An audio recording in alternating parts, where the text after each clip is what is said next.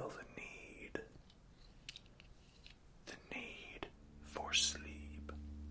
Yow.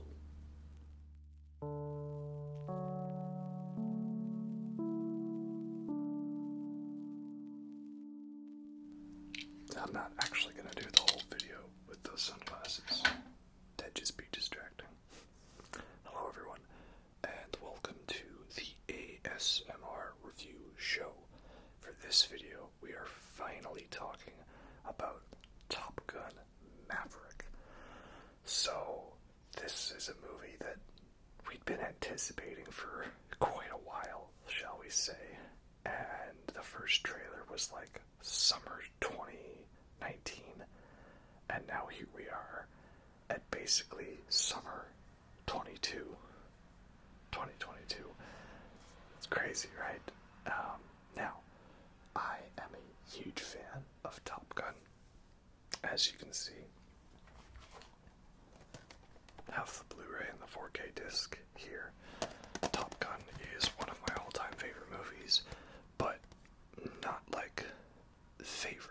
Like, I know the first Top Gun is not a perfect movie. I know it's flawed, and I know it has a lot of haters, and people make fun of it for many ways, but I still love it. And I've always loved it. Let me put it this way.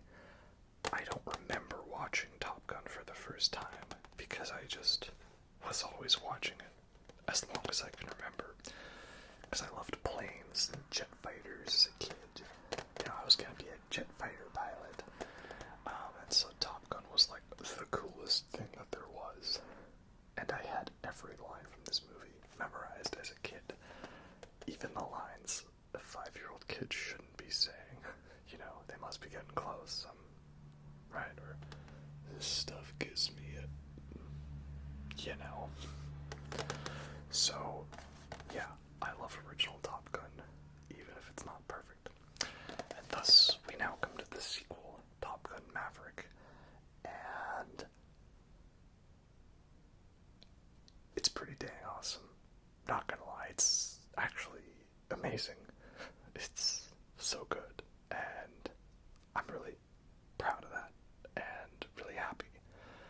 Because I was kind of thinking, like, was this movie gonna be worth the wait? And, you know, was it going to be necessary? As much as I was looking forward to it, I was thinking, well, maybe it'll be serviceable, you know, a couple cool action scenes here and there, some nice planes and effects, but, you know, probably a weak story, and, you know, most characters I would just kind of, I don't care about them, you know. There's some weak attempts at what we humans refer to as drama. But no, new Top Gun was actually quite amazing. So I'll start with spoiler free, but by the time this review comes out, if you wanted to see this movie, you probably already saw it. And if you're thinking about seeing this movie, go see it. If you liked original Top Gun, you'll probably love this one. If you like good action movies, you'll probably like this one. If you like movies with lots of good heart and soul to it, you'll probably like this one.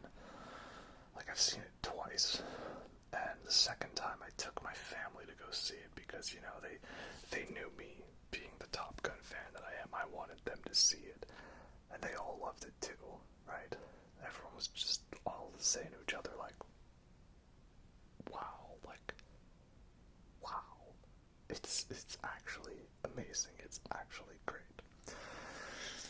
And I didn't know, because I was like kind of getting annoyed with like all the other movies that had been delayed because of the pandemic. Back when, you know, we decided that arts and culture could go screw itself, but shopping malls were the most important thing because we had to consider the impact on the economy, right? The all-precious economy. Praise be its glory. And so they were coming out with all the other movies except Top Gun Maverick. That was the holdout for some reason. And I was just like, you know, kind of getting a little like, why? And I know that's very first world problems of me to complain about. The one thing that I was most annoyed about during a pandemic was not getting to see a new movie. I understand. I know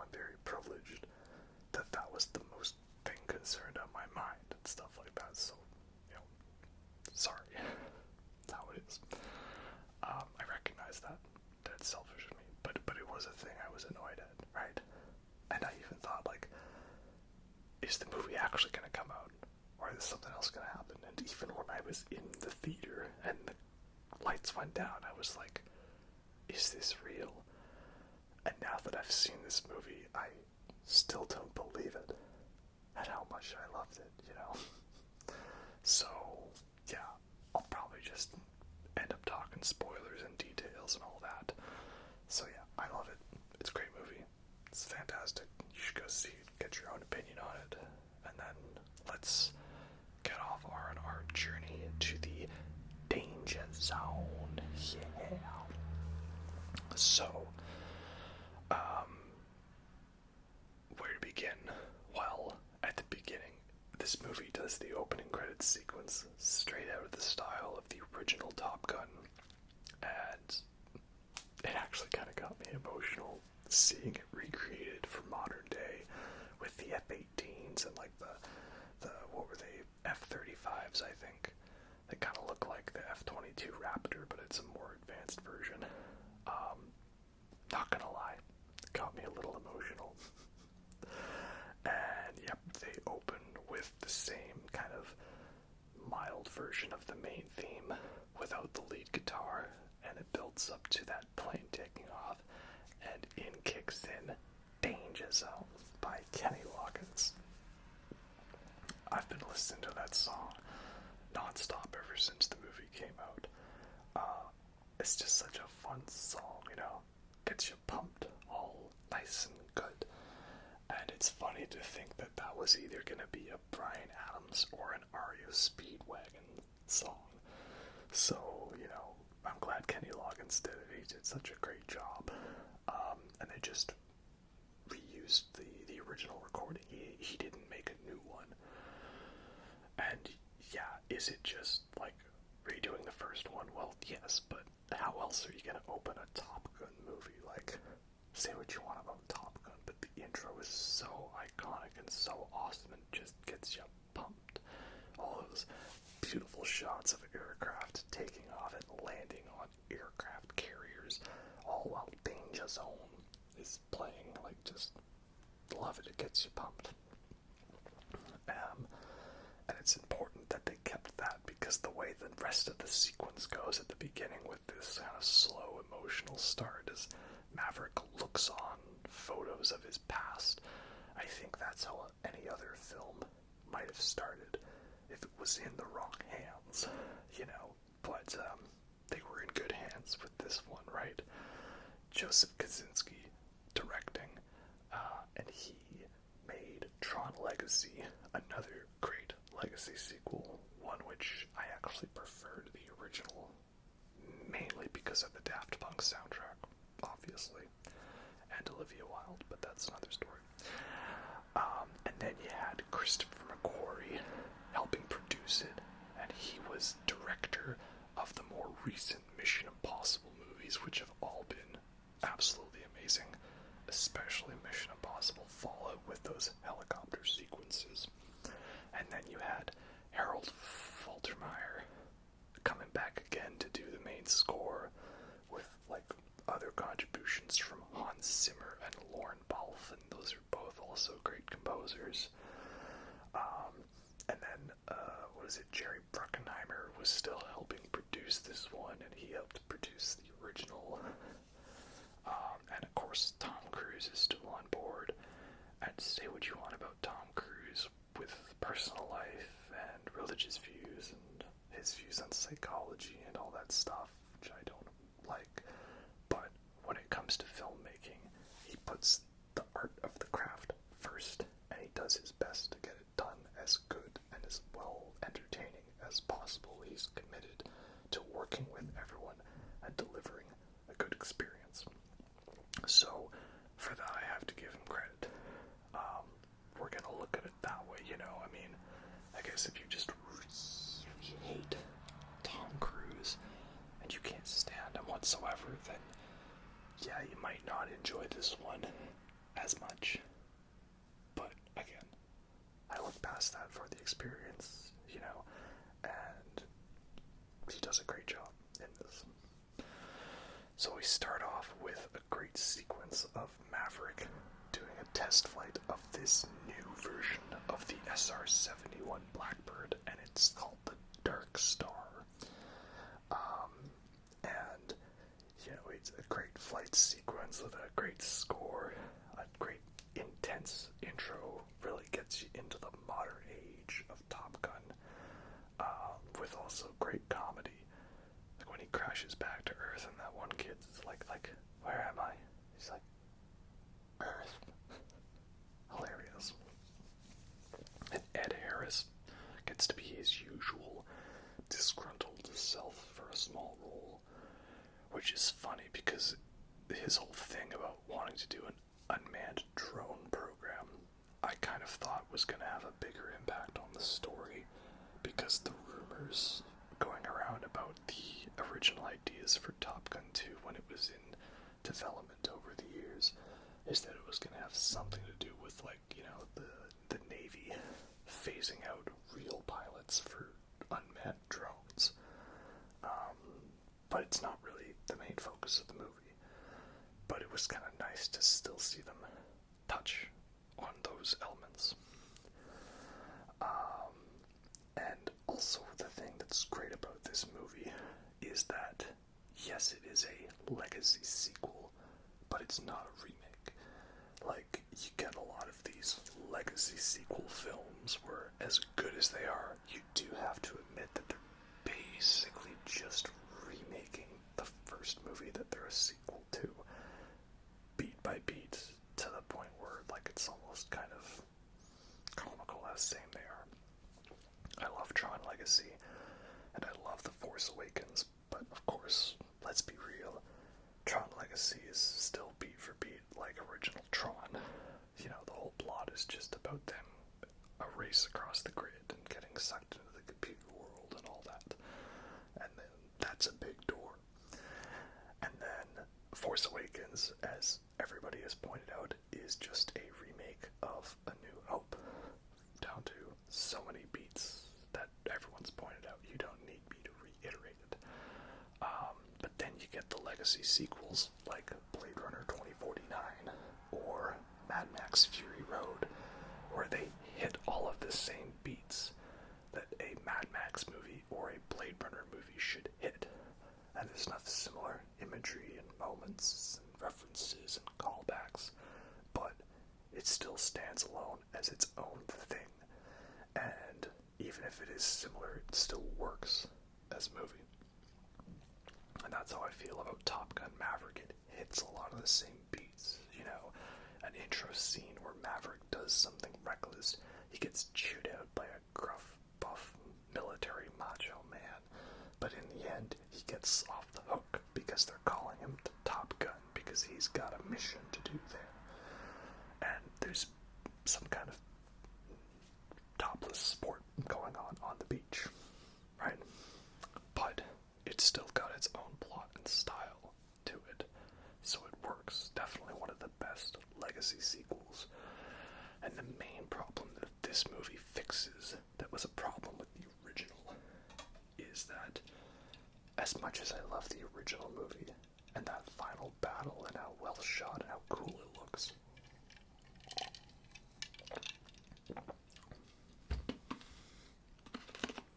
sorry, ice cube. As much as I love it, I do have to admit the final battle of the first Top Gun kind of comes out of nowhere. Like, the whole movie they've spent training and practicing to see who's the best, and then they're like, congratulations, congratulations, congratulations,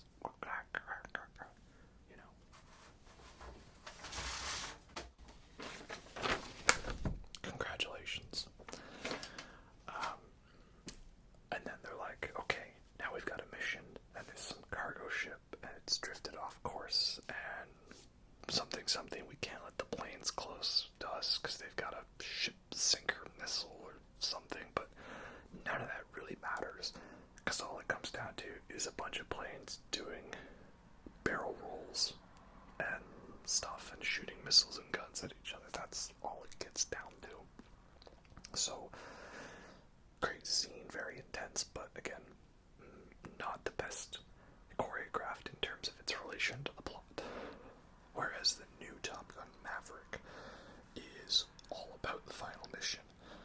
So right at the start we say, okay, here's the mission. We're not remaking Top Gun, we're remaking A New Hope again, but we're gonna do it better than The Force Awakens. We gotta do a trench run and drop some bombs down a narrow shaft to a target and use the Force to blow up this big nuclear reactor of sorts. And it's very difficult, and not everyone's gonna make it. It's the suicide mission from Mass Effect 2 meets the trench run from A New Hope meets a Mission Impossible movie, but it's all Top Gun. So this is actually a Mission Impossible movie disguised as a Top Gun movie. It's Mission Impossible 6.5. And that's a good thing. Because now the whole movie is about training for this mission, understanding the parameters, figuring out who's the best of the best, and us wondering, are all of these people gonna make it back? We don't know. And the movie does a really great job of kind of setting up, like, I don't know what's gonna happen. Like, are they all gonna live? Is Maverick gonna die? Is Goose's son, Rooster, gonna die? Is Phoenix gonna die? One of these other people, what's gonna happen? We don't know. So you're really on the edge of your seat for that. And then the whole final battle is gloriously stretched out and occupies a good chunk of the runtime. It was funny watching the trailer. They were just showing lots of these shots of like F-18s doing flips over mountains, and I thought, oh, it looks cool, but like, where's the dogfight action? But then you realize in the context of the movie what's going on with these scenes and how intense they are. The actors literally pulling these G-forces that's like ripping their face back. And yeah, now what looked like a series of simple flips and spins is actually a lot more intense. So that's great.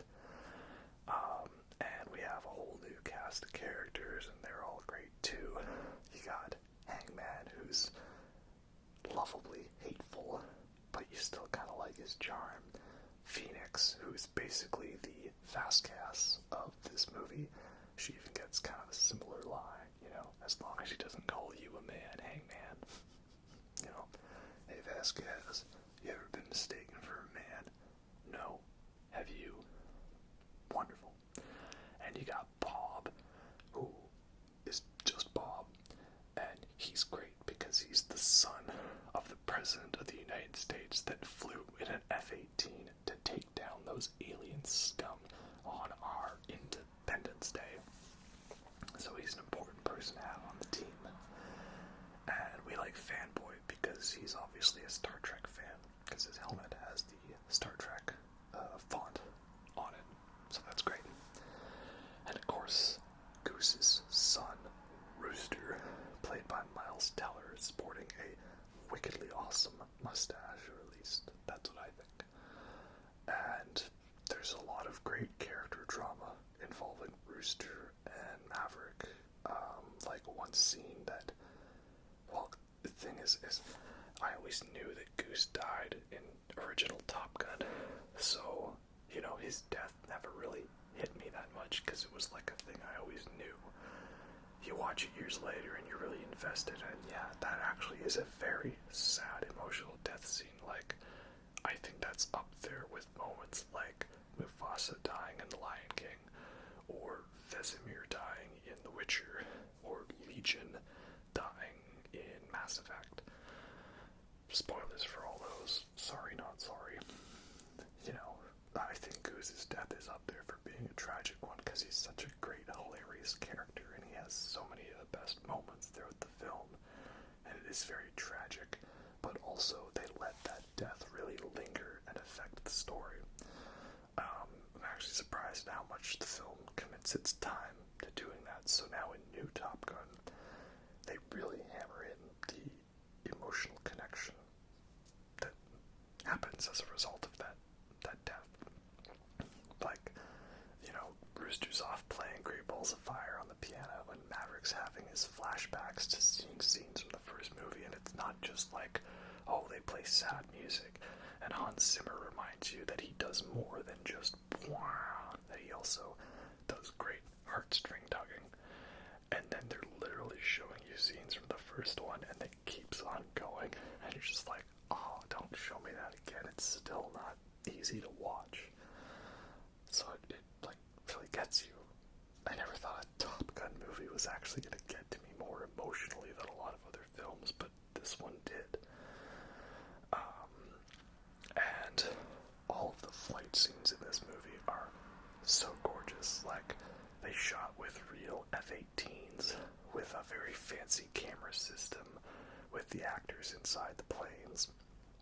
And I think they were using like a forced perspective thing, that like they were all actually sitting in the back seat of the plane while the pilot like flew them around.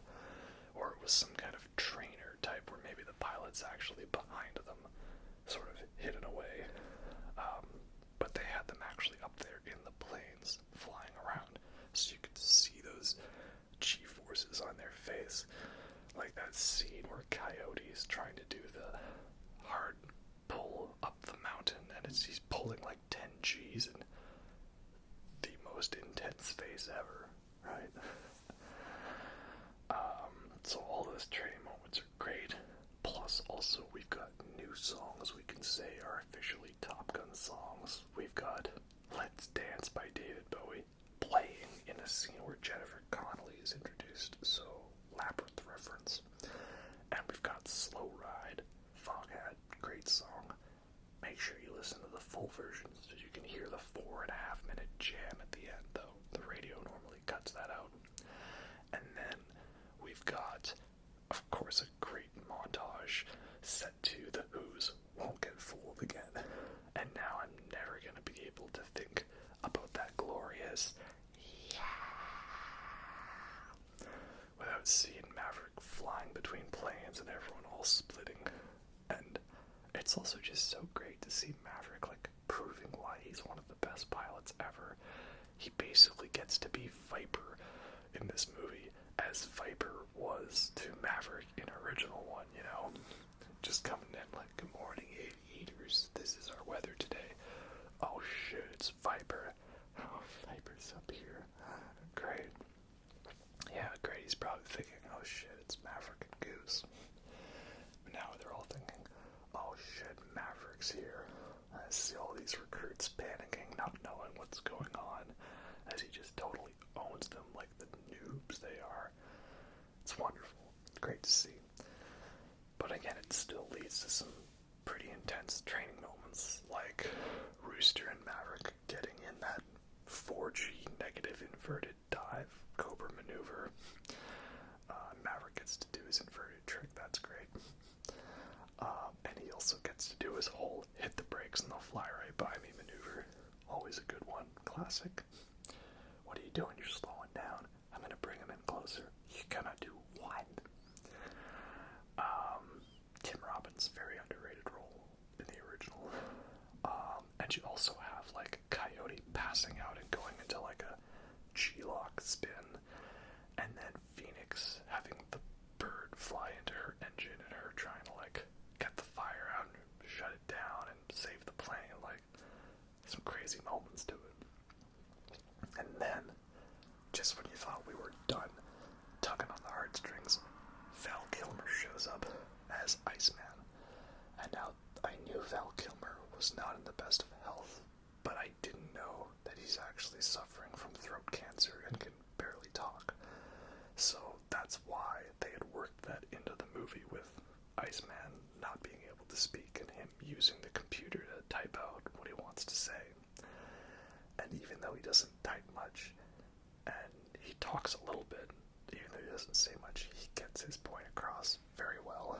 And we get a kind of almost like that Oscar moment from Tom Cruise about how he feels and his responsibility and all that stuff. Yeah, really great emotional moment, but then also such great comedy.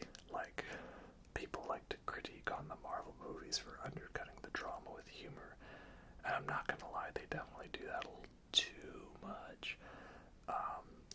It's gotta be something really good to warrant it, and here it is, because Maverick has a great line, Iceman asking, okay, who's the better pilot, you or me? Maverick going, this is a nice moment, let's not ruin it. so good laughs seeing those two. They're still bros, you know. Yeah, what a great moment. And then it even gets more emotional when Iceman dies, and they have the military funeral for him with the missing plane information and taps playing. And yeah, again, who would have thought a Top Gun movie was gonna get like the most emotional, dramatic response out of me in a film this year? But it did. And just when you think all chips are down and all is lost, Maverick steals a plane and he runs the training course himself to prove how it's done, doing it in less time than he actually had set the mission parameters for. Now, would it have made sense if he just did that from the start to show and establish the mission can be flown? Maybe, but that wouldn't make for good drama, so he's doing it later when all hope is lost.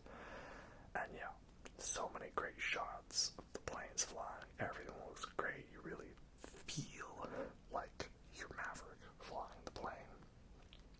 And yeah, such a great moment that gives our heroes in our cast the inspiration to go on. And there's a nice little love story with him and Jennifer Connelly, who is a obscure reference to Penny Benjamin, the Admiral's daughter from the first one, you know. One guy who I just call Strickland because he's Principal Strickland from Back to the Future, right? He's like put in act twice by me with a history of 5 high-speed passes on air towers and 1 Admiral's daughter, Penny Benjamin. The Admiral's daughter, I guess he, kidnapped her and took her for a joyride in an F-14 and buzzed the tower. That Maverick man, what a womanizer.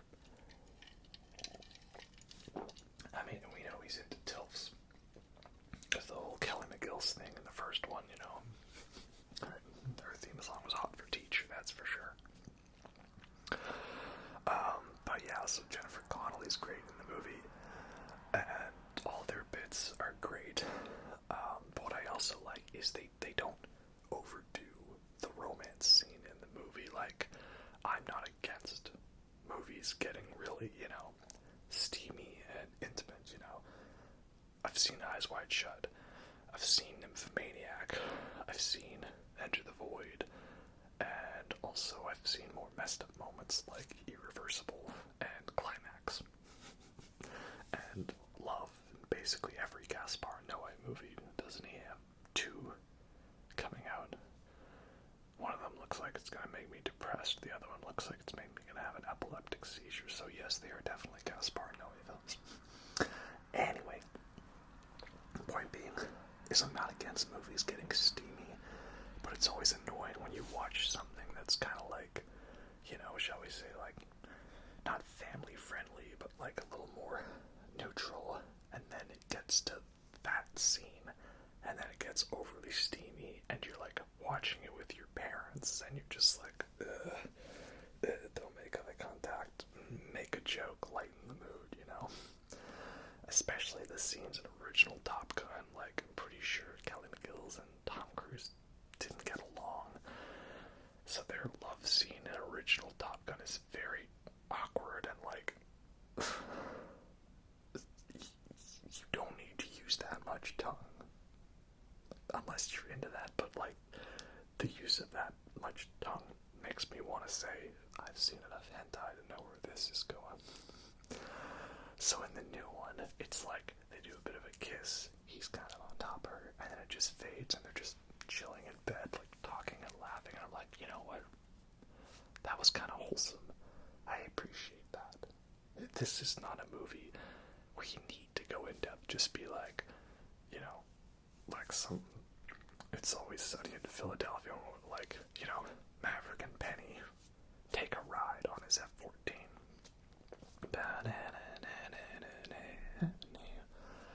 That's all you need. So I appreciate that. That's good. All their stuff's great. Great moments. And I didn't listen to the Lady Gaga song Hold My Hand before seeing the movie.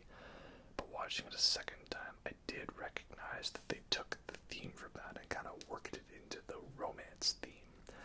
which I figured they would, so they did a good job with that. It's definitely there. And the Hold My Hand song is pretty great.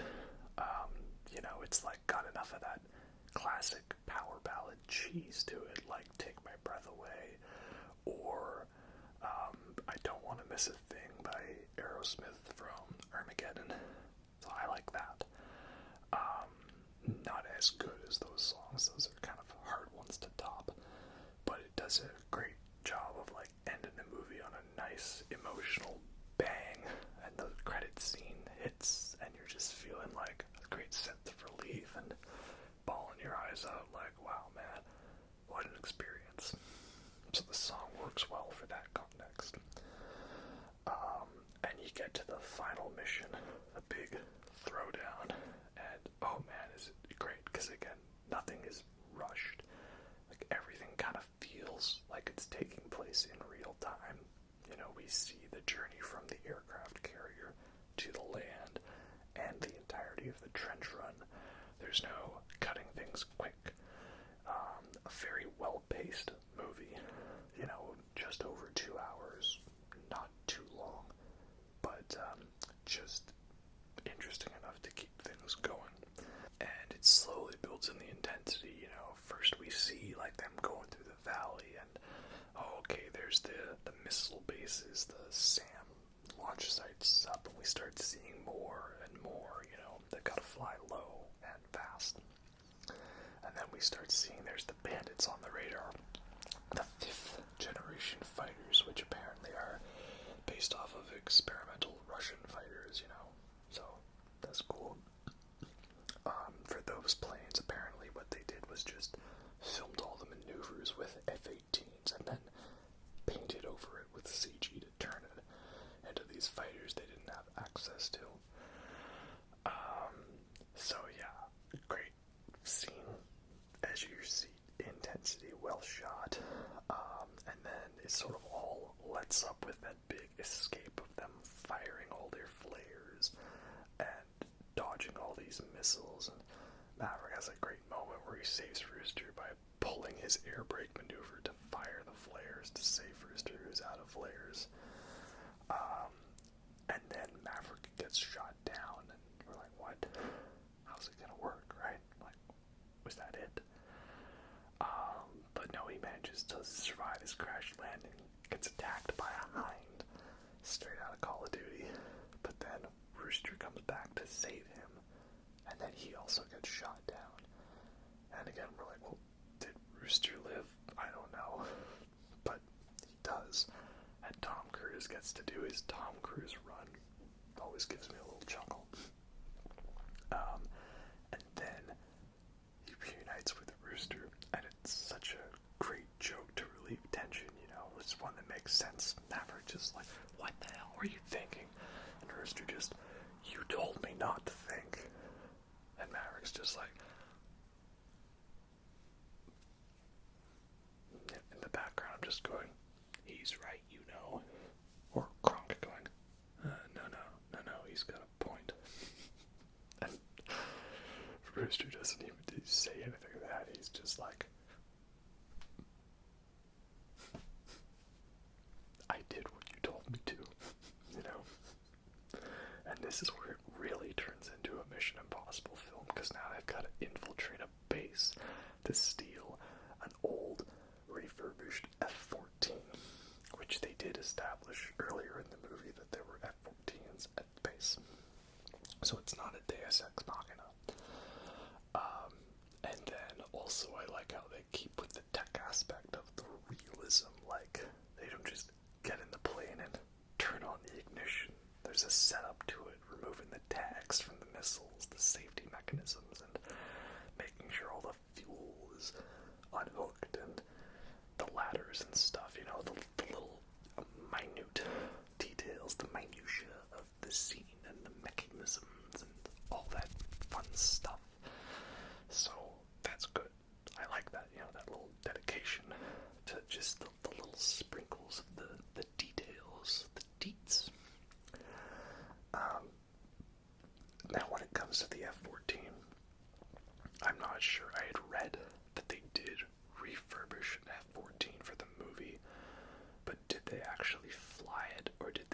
use it for like shooting sequences and stuff so they could CG it later.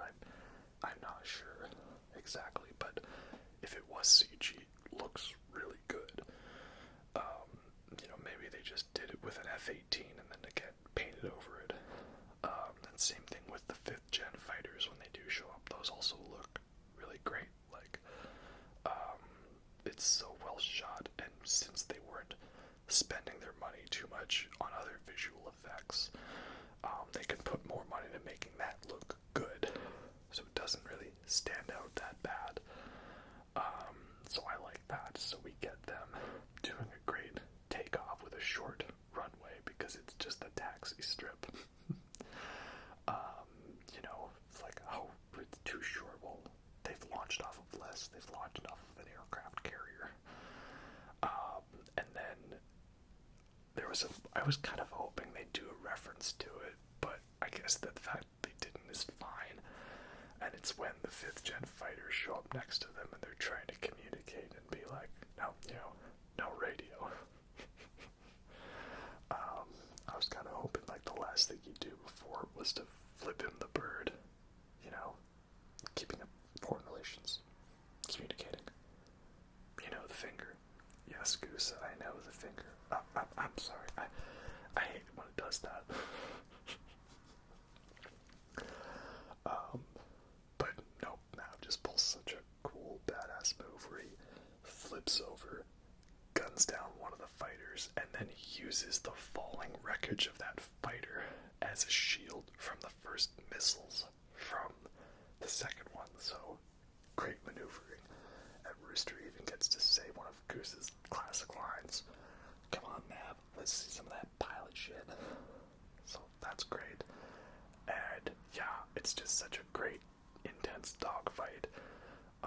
And really shows, the power of Maverick as a pilot, that he can take an older plane and outmaneuver and outgun a newer, fancier plane. And you also get to see it do like this crazy air brake maneuver, like a super advanced version of the hit the brakes, no fly right by. And that's something these jets can actually do. And it's also great because it is such a what the fuck moment. And that's exactly what Rooster says. Just he blurts that out. And he'd barely recognize it. But yeah, that is the PG-13 F-bomb for the film. And it's just so clean and natural. It doesn't feel forced. Just like, yeah, what was that? But it's so satisfying when Nav manages to outmaneuver that plane and take it down. And they also even address the fact that the planes don't have that much ammunition when it comes to the guns. Just little bits like that, having less missiles, 2 instead of 4, limited ammunition count. All of that contributes to such a great climax.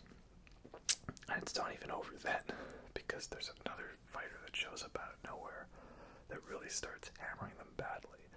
And yes, it is a bit cliche that like the one guy shows up out of nowhere, Hangman coming in to save them and not leave them hanging out to dry, and again also totally out of A New Hope. But I don't think the film's being subtle about that it's a New Hope remake. And it's not like this is a Star Wars movie, It's a Mission Impossible movie disguised as a Top Gun movie. And it's very entertaining. And Nav gets to do another flyby. That's great. Sorry, Goose, but it's time to buzz the tower. Negative Ghost Rider, the bathroom is full. And yeah, it just hits you with the feels that they managed to do it. And again, this is why I compare it to the Suicide Mission from Mass Effect 2, because that's one of my favorite games. And that game has like a perfect build-up right at the start. We're like, this is the mission. We gotta get into this base and do a thing and blow it up. And there's a very highly chance that we're all not gonna make it. Some of us might not make it. And you as the player know that you could get anyone killed. And if you mess up so badly, even your own character, Shepard, might not make it out. And so the whole mission, the whole game is building up to that, recruiting people, learning explosions work, trying to keep your crew together as not just a crew, but a team. And just like the suicide mission and the mission in Top Gun, it's very difficult, it's very intense, but if you do your homework and pull it off right, you can get the big happy ending where we all walk out of this like a nice right stuff montage, explosions going off in the background, and us hugging it all out. And that's what this movie got right, and it's glorious. And it's such a fun way to end it with Mav flying off into the sunset like the first one, but in his own personal P-51 Mustang. How badass is that? Tom Cruise owns a working P-51 Mustang, an actual World War II fighter. I think that's just the coolest thing. And the Lady Gaga song hits the heartstrings perfectly at the end. My only critique is I feel after the Lady Gaga song played and the regular credits started rolling, they should have had Mighty Wings by Cheap Trick. You had Danger Zone. That's great. You gotta have Danger Zone. They didn't have Playing with the Boys, the other Kenny Loggins song from the volleyball scene, because they had a One Republic song. And that song it's catchy, you know, it's definitely silly and a little more modern. Not really my thing, but it works for this scene because it is such a fun moment, especially we just had the emotional Iceman scene, so then it cuts to that, and you see them prepping like the football for this offense-defense American football game on the beach, and everyone starts laughing because they're like, we're doing the volleyball scene again, because everyone memes on the volleyball scene from original Top Gun, you know, straightest movie scene ever, or the volleyball scene is essential to the plot. Right? The only problem is with that volleyball scene is that Goose is still wearing a shirt. Come on, man. I wanted to see his dad bod. I'm sure it was glorious. And also, how are you going to convince me that Tom Cruise can spike in volleyball? Like, dude's short. He's probably like up to here on me. Not that there's anything wrong with that.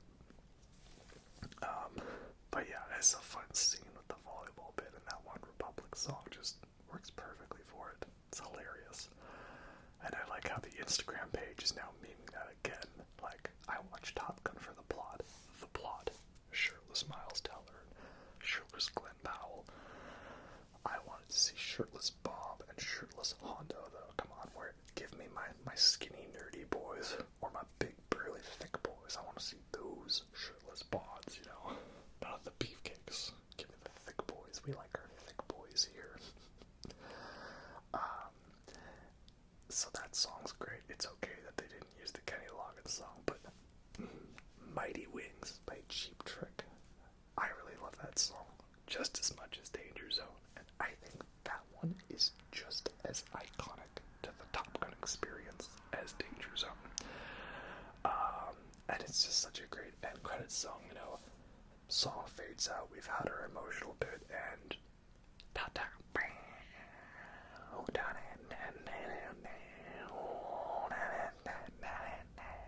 Like, it's great. And they did only play Danger Zone once, but I guess, you know, it's good. They didn't have to play it 3 times like the original, as much as I would have loved it, you know. It would have set a different tone than what they were going for the other sequences, so I'm glad they used new songs. It's fun to expand the repertoire of what counts as a Top Gun reference now. But, yeah, could probably keep ranting for every little minute detail on this movie, but the general thing is that it's great because it delivers on providing you good, entertaining action, which is what the primary goal was, but it also actually is quite suspenseful and intense, way more so than the first one. They managed to make the flying jet fighter sequences look even better in this one than they did in the original, and there's a much clearer sense of the battlefield and the space, even if I know it's not fully accurate. Like, the flares don't actually deflect the those types of missiles and the formations they're flying is not real regulation and all that boring real life stuff. It's a movie. It looks cool. The rule of cool trumps the rule of logic and factualness, right? So it delivers on all of that spectacular action and very intense. But again, also, it's got a very emotional story to it. Lots of drama. And again, I didn't think I was gonna be like basically crying at the end of a Top Gun movie, but I'm not gonna hide it. I got emotional at the opening credits. I got emotional at the flashback to Goose's death. I got emotional at them flying off. I got emotional at the ending. I got emotional at the credits. Just everything. I was a certified hot mess after watching this movie both times. So yeah, I don't know, man. I'm really satisfied with this movie. I can't wait to have this like on Blu-ray and watch this as many times as I've watched the original Top Gun. And I can't wait to memorize all the lines from this one and add it to my reference repertoire list. Is this the best movie I've seen in 2022 so far? Well, I've seen a lot of good ones, but this is definitely the one that I've enjoyed the most. And I think that definitely says something, you know. Maybe it's not, you know, a technically proficient Viking story or a interesting, darker 3-hour take on a well-known Caped Crusader. But it's definitely the most entertaining movie I've seen all year, and that's gotta count for something. Anyway, we should start wrapping this up now. Again, I'm so glad that this movie turned out as good as it did, because I was hoping it would at least be serviceable, you know, mid-tier, and instead we got a certified masterpiece. I'm incredibly hyped for the new Mission Impossibles now. This makes me want to go back and watch the original again, and watch the new one again, and yeah, so, I had to make a video on this movie to gush about it, because I'm just in such a great mood, you know, and it's great when you're in a good mood, and I hope you guys have something in your life that's making you in a good mood. And plus, this was a chance for me to get away from, like, playing through Elden Ring for the 4th time, because I'm still playing through Elden Ring, even if I finished doing the bosses on the way through this video. That's how it is. Anyway, I'm trying to think what Top Gun line we can end on. There's too many to choose from. Oh, now my mind's a blank. Anyway, hope you all enjoyed that. I'll catch you next time. And I don't know. You can be my wingman anytime.